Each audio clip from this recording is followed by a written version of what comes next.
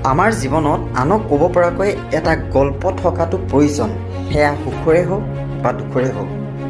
বহুত বেছি টকা নিবিচাৰোঁ, বৃদ্ধকালত মা দেউতাক যাতে কোনো অভাৱৰ সন্মুখীন নহয় তেনেকৈ তেওঁলোকক ৰাখিব বিচাৰোঁ।